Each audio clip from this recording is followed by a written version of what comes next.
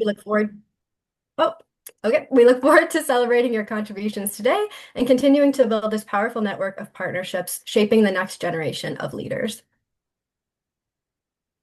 So we're just going to start off with a little bit about UNA Canada. So the mandate for UNA Canada is that we are a historic national civil society organization and registered charity with the mandate to educate and engage Canadians on the work of the United Nations and global issues that affect us all. Just to kind of give a little refresher for STIP for everybody who knows, the Science and Technology Internship Program is a youth wage subsidy program that aims to support youth facing barriers to employment and quality job opportunities in the natural resource sector with green outcomes through supporting their position and providing training and career development and professional advancement. So what's new? What's going on with us right now? As you can see, we have created a STIP LinkedIn that doesn't seem to want to work with us at the moment, but promise there's exciting stuff going on in there, including our waitlist for the 2026-2027 funding period, which is now up. If you want to apply for that, you just follow the QR code to our waitlist, and the waitlist will become the application once the program opens up. So there is no second survey that you have to fill out. It's just the waitlist, and then you can go forward from there. So we are looking forward to that. And I will also introduce our first guest speaker. Ventura Collective is a Latin women-owned equity, diversity, and inclusion consulting collective. Ventura utilizes the Diversity and Inclusion ISO 30415 standard to partner with organizations to embed equity, diversity, and inclusion in their business model. Ventura co-founders Anna Maria and Linda are active members of the MC ISO TC 260 at the Standards Council of Canada, the Canadian member of ISO International Organization for Standardization. In this position, they promote, develop, improve, and sustain the ISO 30415 2021 standard internationally, as well as other ISO HR standards. We are grateful and excited that they will be speaking at our event today. So without further ado, I'll pass off Ventura Collective, and I will stop sharing my screen so that you can start sharing yours. Thank you so much, Lauren. Yeah, Lauren. Hello, everyone. Thank you for being here. As soon as I can, I will start sharing my screen.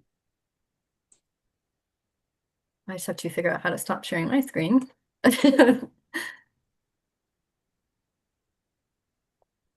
Okay. I am going to leave and come back.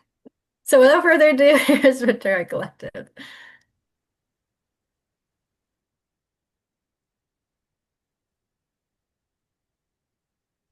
All right. Does everybody see our screen? Yes. Thank you so much. So welcome, everybody. We know that we are here today because organizations like yourselves and like your organizations truly want to work with the best talent to deliver excellent service and live up to your mission and values. Our communities are full of talent, but we do know that we operate within systems that were not designed to support everyone equitably. So today we are here to discuss diversity, equity, and inclusion as an organization-wide responsibility and how it can be effectively applied through the ISO 30415 standard.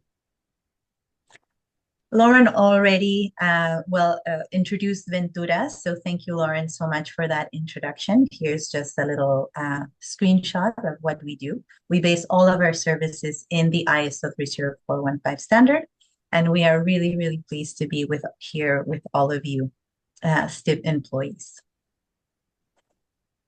So we will start with the background on diversity, equity, inclusion, and accessibility as the law.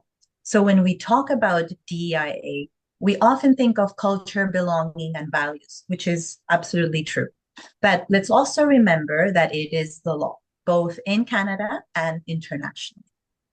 So for you as STIP employers, this means DEIA isn't just an ethical commitment or the right thing to do, right? It's also a compliance framework that also supports and develops equitable, highly engaged, and high performing workplaces. So the ISO 30415 DISM truly translates those legal principles into organizational systems. And that is how we see the standard. As we see here, we have examples of legal frameworks within Canada, the Charter of Rights and Freedoms, Human Rights Acts, Occupational Health and Safety Acts, Accessibility Act. Also internationally, the standard is based on the UN development goals, sustainable development goals, also is based on the International Labor Organization understanding of human rights at work. So we see this as an important piece of this conversation because the DISM methodology translates the standard into a gradual and effective way to implement DIA in organizations. How we see this applies to STIP employees. So as STIP employer partners, you represent sectors such as energy, environment, earth sciences, for example, right? So because STIP is delivered through the United Nations Association in Canada, every participating employer becomes a part of the broader UN ecosystem, right? One that is accountable to human rights, to gender equity, to the UN Sustainable Development Goals. So in line with that, as we mentioned, DEIA is not a trend, it's not a nice to have, it is a shared legal and moral responsibility.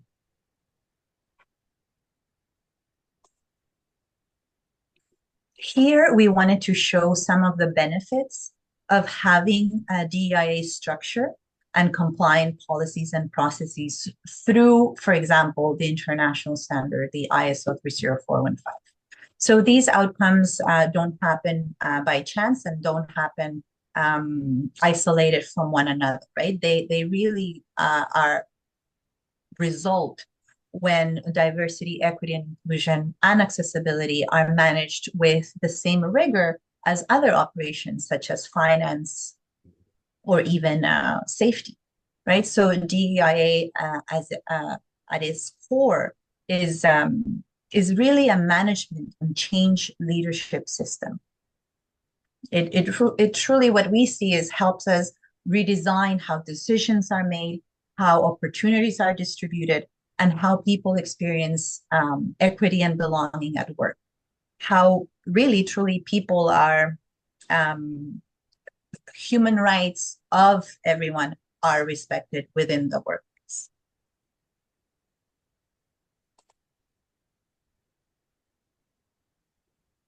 So again, right, when we talk about diversity, equity, inclusion, and accessibility, we're not just talking about integrity, right? We are talking about performance, resilience, creativity, and diverse teams consistently outperform others in those areas, creativity, innovation, problem solving. So that is why we wanted to bring this up, why DEIA matters in STEM. And as the slide shows, equity is absolutely an innovation advantage.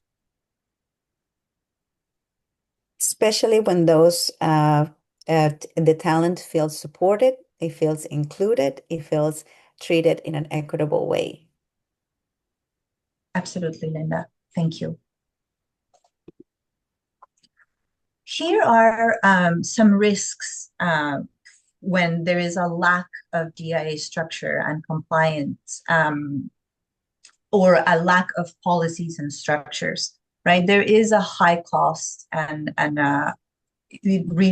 around the loss of opportunities as well. Linda, would you like to talk a little bit about this with us?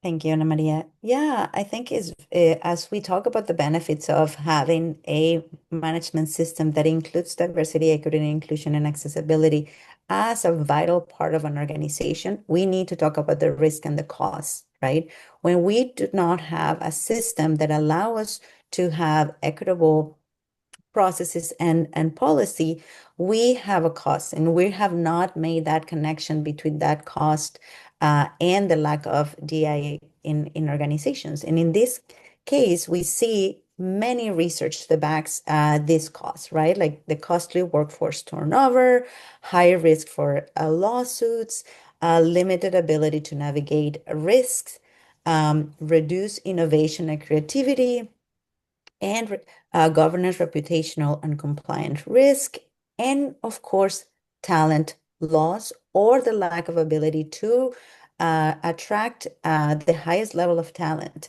As Ana Maria mentioned at the beginning, if we know that every organization, every employer wants the best talent. And we have so much talent in different communities that represent the society that we live in. How are we attracting those talents and not only attracting them, but keeping them thriving within our organization? It has to be creating the structure, internal structure to support that talent throughout their time in organizations. Absolutely, Linda. And we see that how we understand it is that in technical fields, homogeneity doesn't only limit creativity and limits that talent, it also increases the risk, right? So, as we see here and as we've been mentioning, so systems that are built by teams lacking uh, different experiences, like Linda said, that actually represents society, often miss environmental, social, accessibility dimensions that are critical to success. Linda, over to you to speak a little bit about the Catalyst Inc. report on the risks of retreat. Yeah, in 2025, Catalyst with the University of New York of Law University of New York, they uh, published this report. We encourage you all to read it. It's a very, very insightful, where they tell us, and among all the amazing data that they share, this particular graphic caught our attention. Usually, when we talk about diversity, equity, and inclusion and accessibility, we are people within that space, right? So when we give uh, our advice or recommendations to organizations, so of course you say that because you're in the space. But in this case, and this graphic talks about both C-suite leaders and legal leaders expressing the DIA will become more incorporated into everyday practices. Why is legal leaders saying that? It's because when organizations are not doing that, the risk increases. Organizations are at a higher risk. So if your legal leader is telling you the DEIA should be embedded in everyday practices, because it's something that we definitely need to listen to and follow, right? So very, very important, very insightful report, and I think we have it somewhere, Ana Maria, if we can share it. That would be great for all of you to read and listen to this advice, right? Like, how can we be embedding this important work, this vital work, in our everyday activities? And we have a suggestion for that.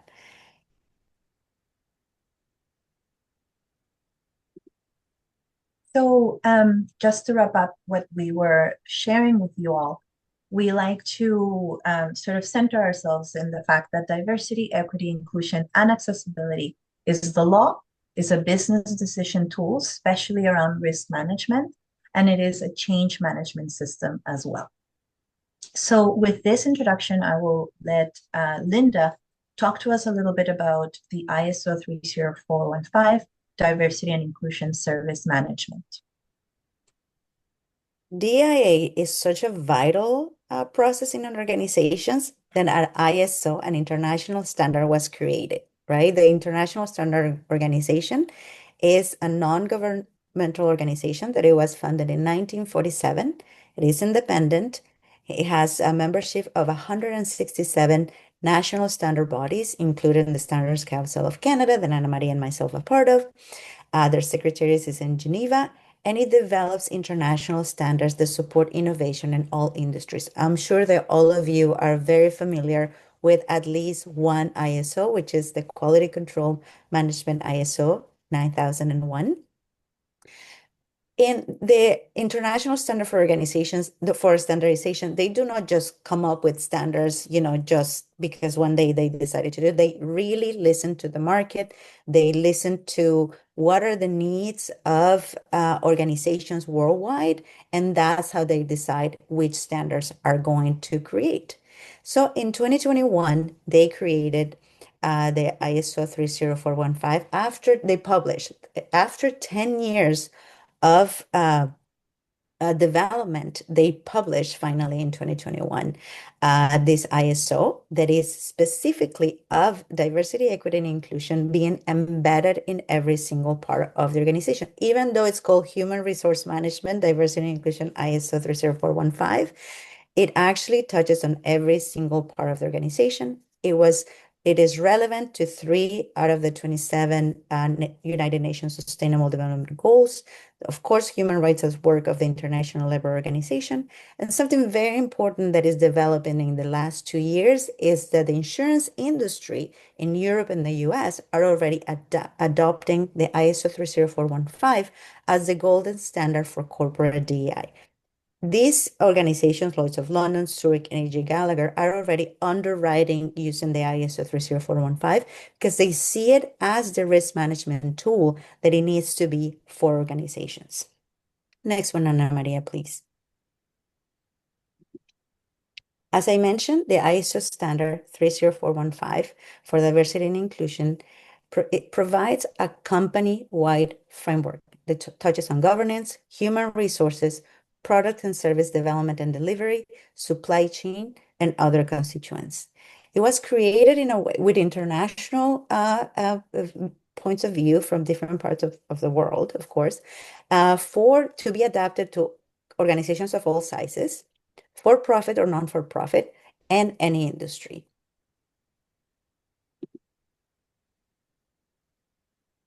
It provides the DEIA prerequisites, roles and responsibilities, and specific actions and measures that organizations should have to embed diversity, equity, and inclusion as a management system within organizations.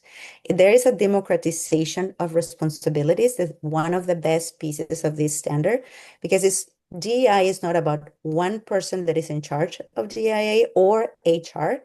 It's the responsibility of different areas of the organization through actions and measures and through the distribution of responsibilities. Thank you, Linda.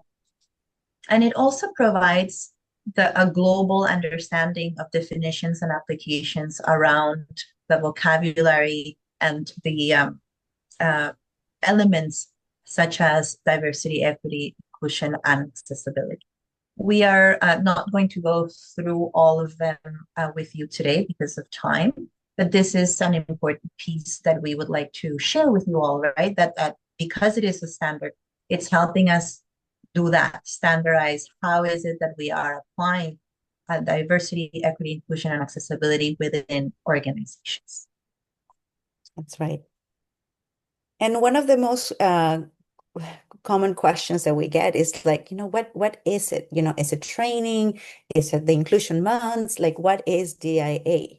And really, what it should be and what it is really is, as we mentioned earlier, is the law. It is a risk management tool, but as well as a management system.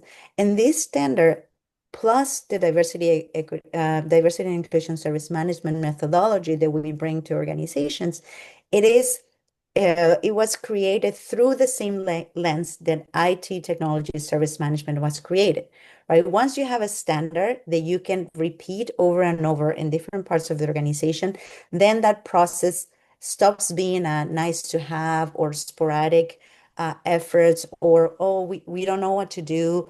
We have exactly a roadmap to follow that is going to touch every single part of the organization. And just like IT service management, it was a nice to have at the beginning of their journey with IT when we started with the internet and we started with the sharing data and all that. It was just the nice to have and then became a must have. If you don't have an IT service management system in your organization, probably you will not be working with other big organizations. You're not going to be a provider. You're not going to be at the top of the game.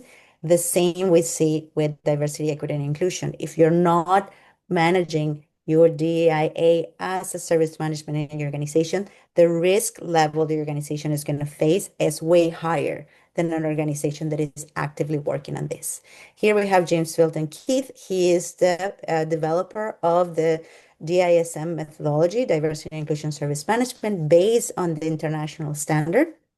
And he said, like, we've done this before with other disciplines. So now it's time to take DIA from these good intentions to actually create it into a service management like we've done in the past.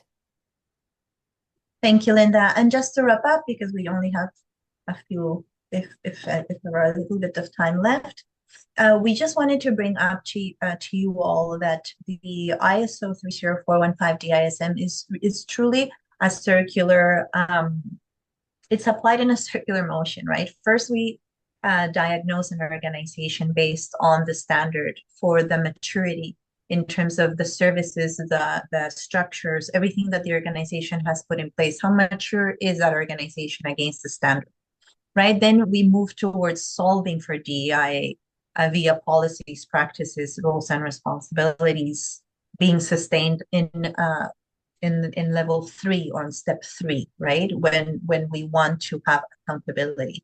Then we move to step 4, which is deploying services and measuring through effective feedback mechanisms.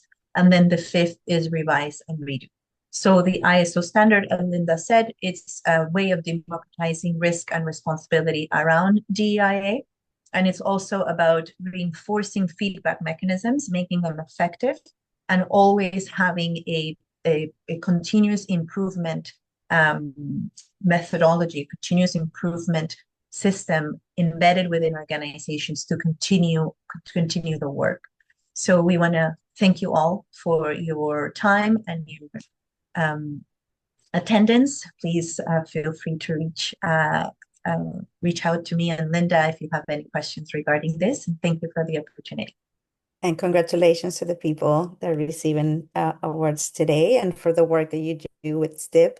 It's very, very important. And how that talent feels received and included and supported is how much they're going to give back to the organization. Thank you to the UN Association in Canada for inviting us, and we'll give back the floor. Thank you so much. And I can reshare my screen. Here we go. So thank you so much to Linda and Anna Maria for taking this time to speak at our event and for providing DEI services to our employer partners this year. We're excited to introduce Ming, an employer partner from Empower Energy, and Peter, who is a STIP participant from Empower Energy, to speak. Thank you, Ron. Peter, you want to go ahead? Sure thing, yeah. So, hello, everyone. My name's Peter. It's a pleasure to meet all of you. I just want to, before I start, I want to say thank you to Dan and the rest of the STIP team for this opportunity. I'm very, very grateful to be sitting in front of you guys today to share my experience and share what some of the things that I've come across.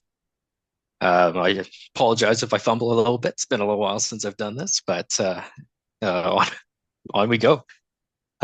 So currently I'm an electrical apprentice and solar installer in the Northern Alberta region. And although I'm an Albertan living in oil country, I've always felt very strong about the green energy sector and ways that we could be more proactive, more aware of our energy usage, and how we can be more efficient with our energy consumption while without impacting our quality of life. And for quite some time, I had lacked the confidence, and it wasn't up until I stumbled across the job listing for Empower Energy that I figured, you know what, maybe I can actually do this. So between the career and the program, It's really taught me a lot in regards to the electrical trade, as well as the different opportunities in the green sector.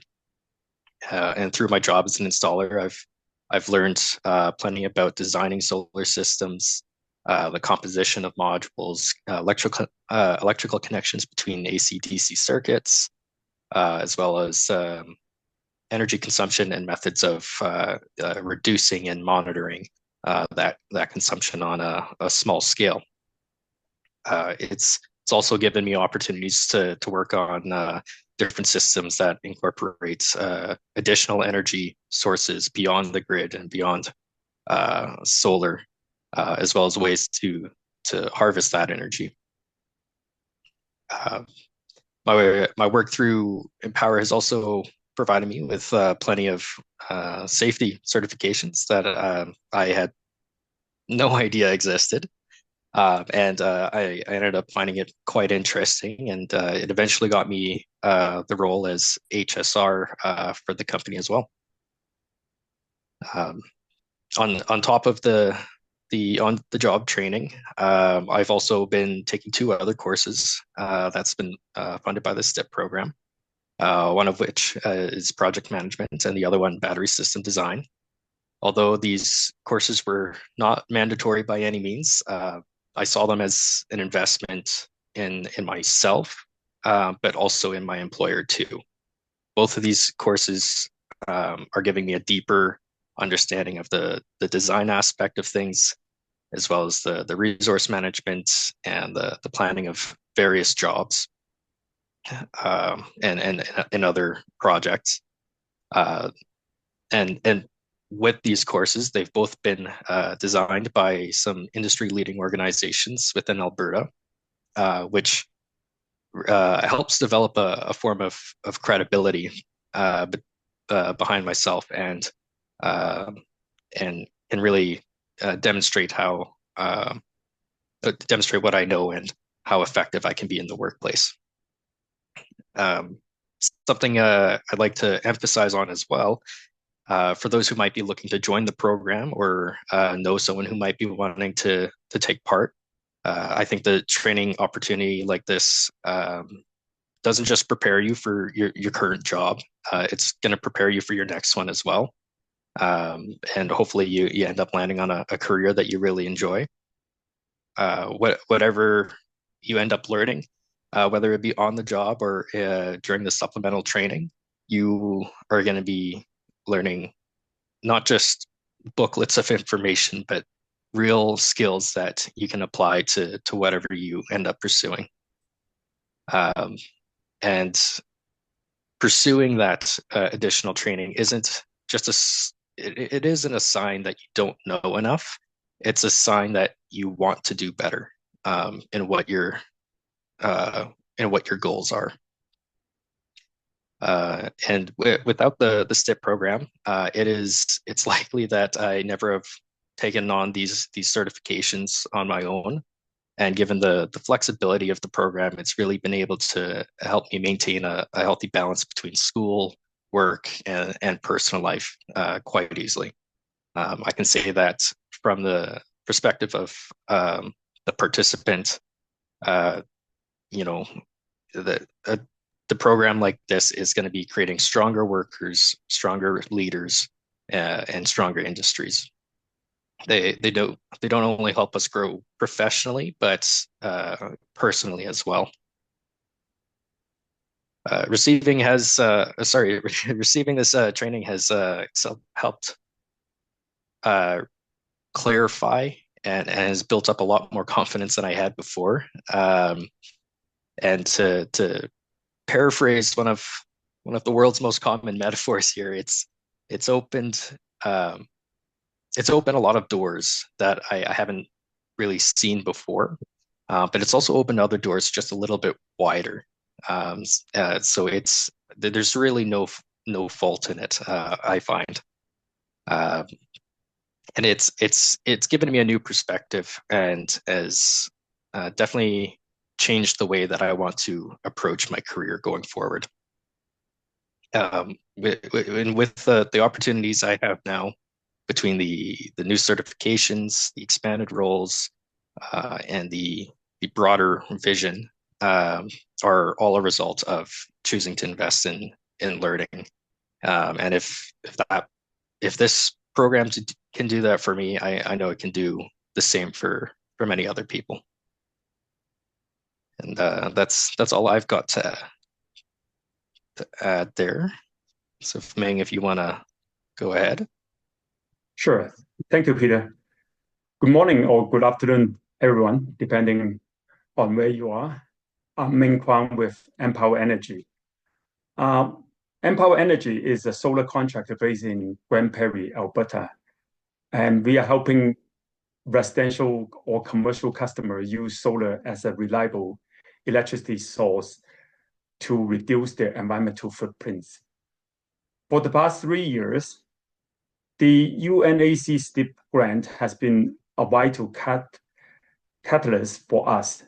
It has allowed us to take 3 different candidates, including Peter, and provide them with the bridge they need between abstract electrical theories and the reality of the solar industry. Through this program, Peter has been able to pursue advanced industry-specific education that goes far beyond the standard apprenticeship.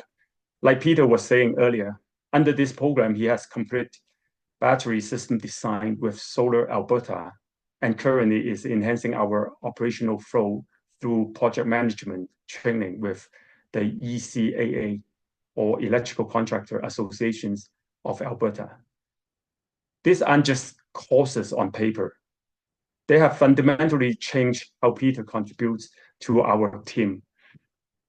He has moved from a supporting role to mastering the mechanics of installations and the design of customized systems.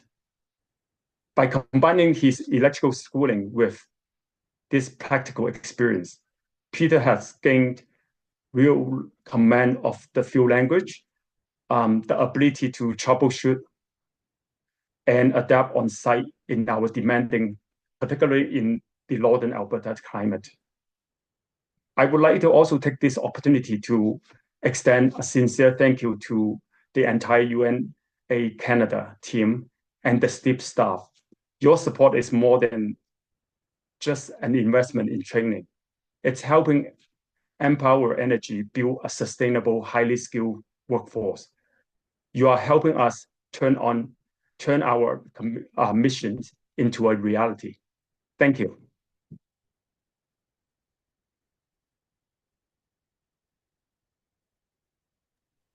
I was muted.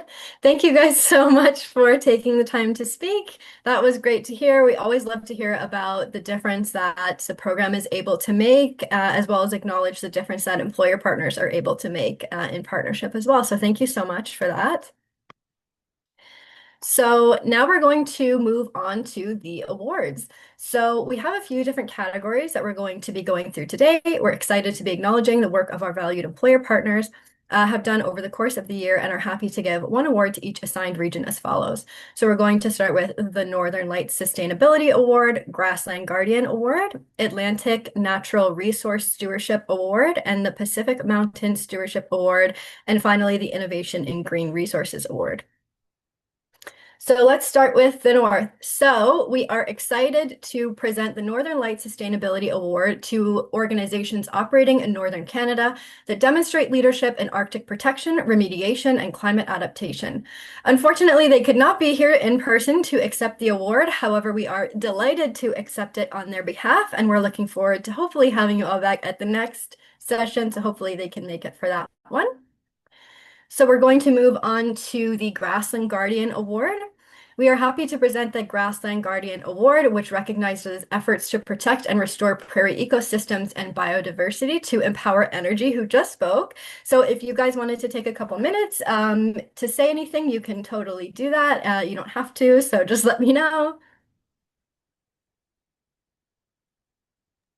I'll say something. I didn't know we were getting an award today, but I just want to say thank you very much for considering us for this award. Um, I, I'm sure Ming knows the details, but I don't myself. But again, just thank you.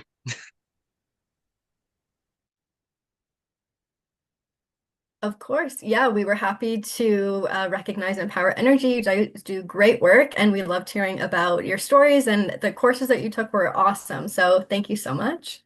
Thank you. Ming, I think you're on mute, and I've been seeing that you were trying to speak. Just checking. Oh yeah, sorry. Okay. I just muted myself. Thank you. Really, thanks, Peter. And on behalf of the whole Empower Energy team, I'm incredibly humbled to accept this award, to be recognized by UNA Canada for our efforts in protecting and restoring the Prairie ecosystem is an honor. That really goes to very heart of why we do what we do every day in Grand Prairie. When people think of a solar contractor, I think they probably often think of technology, hardware, solar panels, or maybe even the energy bill. But at Empower Energy, we have always viewed ourselves as the champion of the Alberta landscape. Our mission to provide customized solar solution, is fundamentally about finding a better way to live in harmony with our environment. The prairies are more than just land. They are vital ecosystems that define our home. By helping our residential and commercial clients to transition solar, we are offering a path to energy independence that respect the ground beneath our feet. Whether we are installing a solar array or a residential rooftop system, we are focused on the long-term health of our region. Every kilowatt hour of solar energy produced is a step towards reducing the industry footprint on our native grasslands. We believe that clean energy and a healthy prairie ecosystem can and must coexist. This award also belongs to our STIP interns, including Peter. By training the next generation of green-collar professionals, we are ensuring that the future of the energy industry in Alberta is one that understands and protects the nature diversity. We are teaching our team that high-quality installation includes a deep respect for the site, the soil, and the local habitat. Thanks again to the UNA Canada team for recognizing that renewable energy is a key tool for ecosystem protection. And thank you to the STIP staff for supporting the human talent required to lead this change. We're accepting this award not as a final achievement, but as a commitment to continue being great guardians of our grassland, one installation at a time. Thank you. Thank you so much. That was great. So we can move on to the next award. We are delighted to present the Atlantic Natural Resource Stewardship Award for employers demonstrating exceptional care and sustainable management of forest, mineral, or land ecosystems in the region to Bluenose Coastal Action Service. So I will give you also a few minutes to say something if you would like to. Thank you, Lauren. Hi, everyone. My name's Jordan Vino. I'm the Climate Change Program Manager here at Bluenose Coastal Action Foundation. Thank you sincerely to the United Nations Association in Canada and the Science and Technology Internship Program for this honor. We are truly grateful to accept the 2026 Atlantic Natural Resource Stewardship Award. As a local environmental nonprofit working in Atlantic Canada for over 30 years, our mission has been to protect and restore the environment through research, education, action, and community engagement. And our ability to do so depends on strong partnerships and meaningful investments in people. Through STIP, we had the privilege of welcoming a talented youth intern who played an important role in advancing our Living Shoreline project. This project is a nature-based initiative focused on coastal protection, habitat enhancement, and long-term climate resilience. Projects like this demonstrate that investing in local capacity leads to meaningful on-the-ground climate solutions. This internship was not simply a placement, it was a mutually beneficial partnership. The program has enabled us to expand our capacity, maintain project momentum, and deepen community engagement while providing hands-on experience in applied environmental science and stewardship. It also gave us the flexibility to respond to emerging needs and invest time in careful monitoring and adaptive management. Our interns' dedication, technical skill, and fresh perspective strengthened our work in very tangible ways. This award reflects what is possible when youth development and environmental leadership go hand in hand. We are proud to support emerging professionals in the natural resources sector, and we are grateful to STIP and UNA Canada for making that impact possible. Thank you for this recognition and for your continued investment in both people and ecosystems across Atlantic Canada, and congratulations to my fellow award recipients. Thank you so much. Thank you so much for that. That was great. We will move on to the second last award. We are happy to present the Pacific Mountain Stewardship Award, honoring initiatives that protect BC's mountain ecosystem while advancing and encouraging resource sustainability to active impact investment. And again, if you would like to say something, please feel free. Hey everyone, Elise Preston here with Active Impact Investments. So thank you so much to the STIP program. It's been an incredible supporter for actually a number of years. Active Impact Investments, we are Canada's largest seed stage climate tech investor. So what we do is we invest capital into businesses that advance renewable energy, create clean infrastructure, generate carbon solutions, support sustainable food and water, and create a circular and sharing economy. So what does that actually mean in practice? It means that we support the venture ecosystem in businesses that their revenue model generates capital, it's a for-profit business model, but also creates measurable and significant environmental outcomes. So that's diverse businesses across the country, also in the US, but mainly our investors are based here in Canada.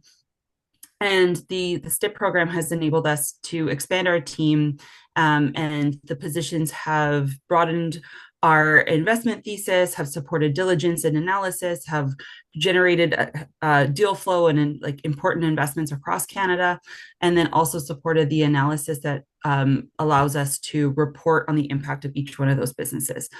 And we're really proud that every one of the placements that has been supported by STIP has turned into a long-term and permanent position. We've had incredible young people join the team for a number of years, and those that have joined the team for years that are no longer with us have continued on in a climate forward career, and many of them globally. So thanks so much to the STIP program, and congratulations to the other recipients. Thank you so much for that. Apologies for the spelling mistake on your name there. I just noticed it. Clearly, we did not have enough coffee before we started this, so we will be fixing that before we send it to you. Thank you for speaking. And last but not least, we are going to recognize our Innovation in Green Resources Award, which is located in Quebec. So actually, Connor, who is our comms expert at UNA Canada, is graciously presenting this award in French. Merci, Lauren. Nous sommes heureux de remettre le prix Innovation en ressources vertes à CRE Capital, qui récompense les approches créatives en matière de gestion de ressources vertes et de technologies environnementales au Québec et en Ontario. Alors, félicitations. Si vous le souhaitez, vous êtes libre pour prendre la parole pour accepter. Thank you. I was not noticed that this meeting was always be in English, so I will speak in French. I'm sorry.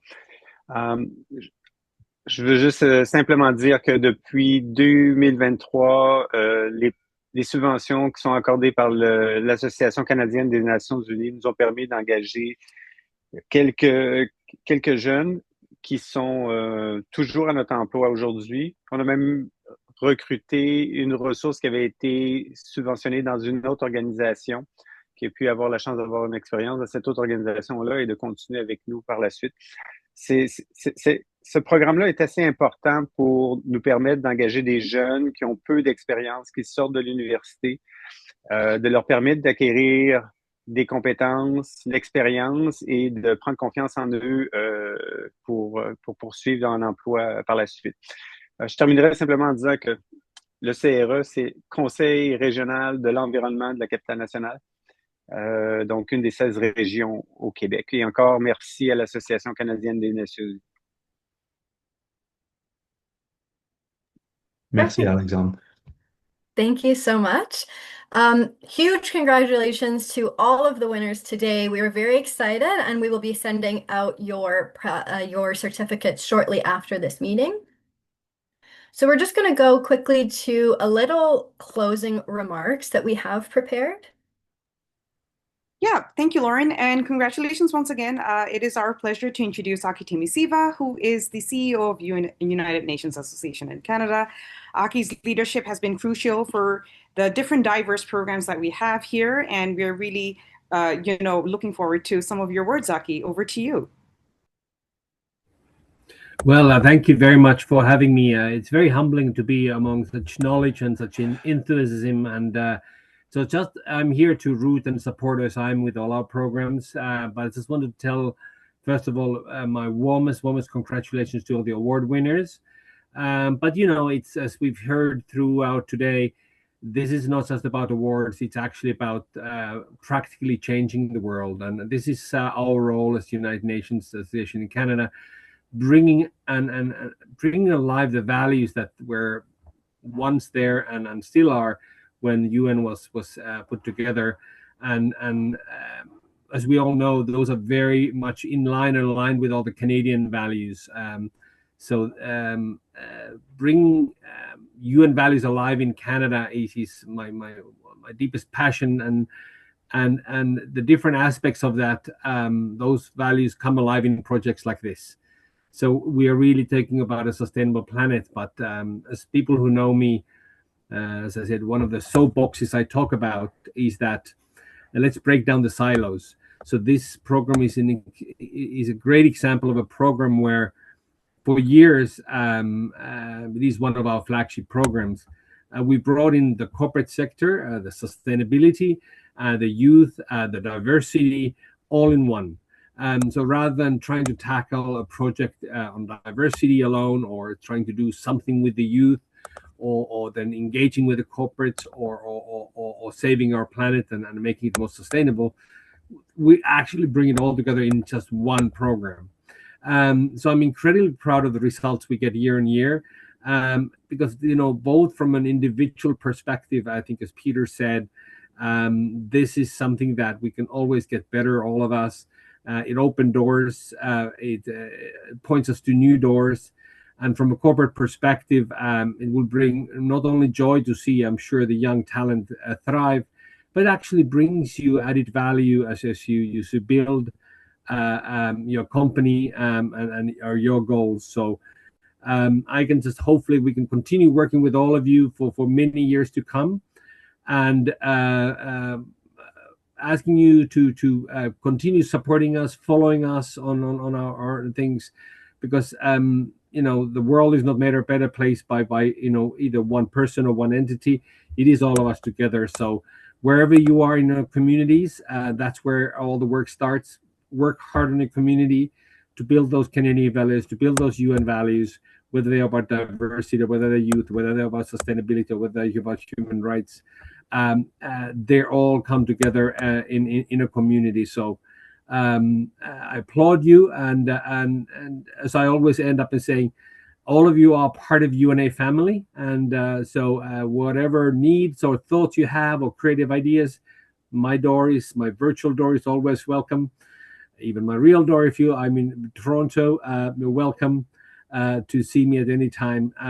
So thank you for being part of them and all being champions of this program. Thank you so much, Aki. So we're just going to end with the same slide, just in case anybody wanted to take a look at the waitlist or the LinkedIn one more time. And really, we just wanted to thank you so much to the employer partners who came. We're so excited that we got an opportunity to let you know how appreciative we are of the partnership that you've offered us over the years and how big of a difference you really are making in supporting youth in the natural resource sector. All your hard work is definitely not going unnoticed. And thank you so much for attending today.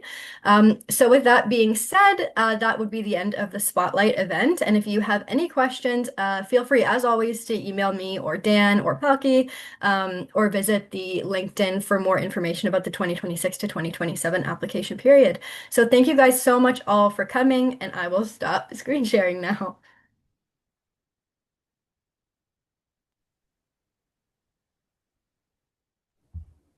Thanks. Bye, everybody. Have a great day.